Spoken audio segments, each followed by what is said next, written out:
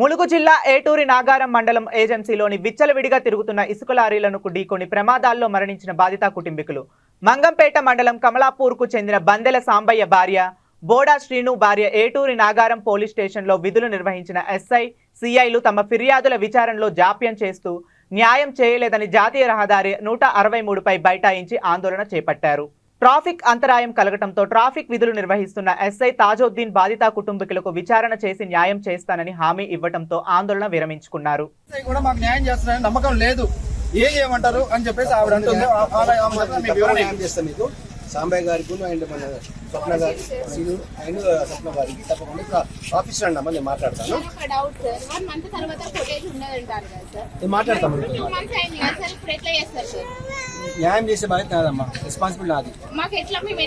నేను చెప్తాను మీకు, నేను అమ్మా నేను న్యాయం చేస్తా, చెప్పే విధంగా మీకు సూచనలు ఇస్తా, సాగు పట్టుకుంటున్నాను. ఒక అవసరమైతే రాసి చేస్తారు, మీరు న్యాయం చేస్తామమ్మా. వాళ్ళకు 3 నెలల నుంచి ఎటువంటి న్యాయం జరగట్లేదు. మాకు న్యాయం జరగాలంతే. వాడు గుద్దేసి ఒక మనిషిని చంపేసి వాడు ఎక్కడో హ్యాపీగా తిరుగుతాడు సార్.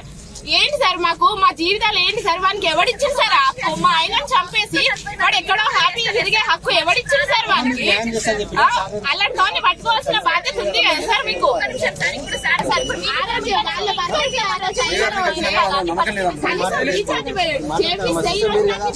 చేపియాలి కదా సార్. మేము చేసిన సోలు చేయలేకపోతున్నాం, రీఛార్జ్ లేదు. ప్రాణాలు పోవాలి సార్. అవి ప్రాణం సార్, ఎన్ని జీవితాలు సార్?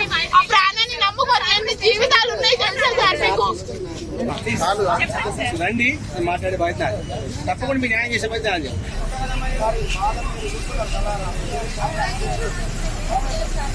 అక్కడ ఉన్న ప్రతి ఒక్కరు చెప్పారు. చెప్తే సార్ దగ్గరికి వెళ్ళాడు. ఏంటంటే ఏమన్నారంటే కృష్ణప్రసాద్ సార్ ఎస్ఐ సార్ అన్నారు అంటే వెహికల్ డ్యామేజ్ లేదమ్మా, తగులితే వేరే ఉంటుంది, హిట్ ఇచ్చిపోతే వేరే ఉంటుంది, మాకు తెలుసు అని అన్నారు. హిట్ ఇచ్చిన వెహికల్ అంటే మొత్తం బండి మొత్తం డ్యామేజ్ అయితే మనిషి చచ్చిపోతారా? లేదంటే చచ్చిపోరా? ఏ రకంగా మీకు ఇన్వెస్టిగేషన్ చేసేటప్పుడు ట్రైనింగ్ అయితే చెప్తుంటారా బండి డ్యామేజ్ ఉంటే మనిషి చనిపోవాలని మన రూల్ పెట్టారు అక్కడ.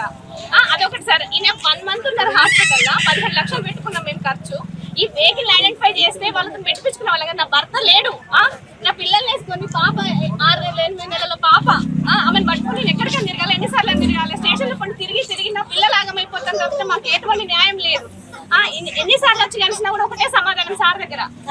అట్లాంటి ఐ విట్నెస్ కట్టుకొని వచ్చి నేను వెతుక్కొని ఐ విట్నెస్ కట్టుకొని వచ్చినాక కూడా ఏం చేయలేమమ్మా, వెహికల్ నెంబర్ అయినా చూడలేదు కదా, నేను ఏం చేయాలని చెప్పి నన్ను వెనక్కి పంపించాలి. అంటే పోలీసులు చేసే పని ఏంటిది? మరి కృష్ణప్రసాద్ సార్ చేసే పని ఏంటిది? శాలరీ ఎందుకు తీసుకున్నారు ఆయన? సీఏ రాజ్ సార్ కూడా అదే పని చెప్పిండ్రు నాకు. ఏఎస్పీ సార్ దగ్గరికి వెళ్ళినాం, ఎస్పీ సార్ దగ్గరికి వెళ్ళినా, అందరు చెప్పేది. ఇప్పుడు ఏం చెప్తున్నారంటే ఇన్ని రోజుల తర్వాత వెళ్ళినాం సార్.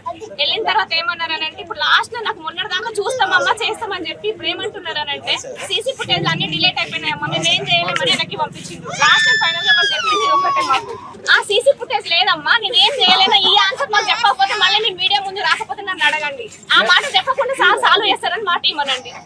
సీసీ ఫుటేజ్ ఎక్కడ గారు చెప్పిన సమాధానం ఏంటంటే అంత పెద్ద హైయర్ ఆఫీసర్ ఉంది, ఆయన సీసీ ఫుటేజ్ లేదని చిన్న కారణం చెప్పేందుకు పంపిస్తే మేము ఏం చేయాలి సార్? డిలీట్ అయితే ఏం చేస్తారు మీరు?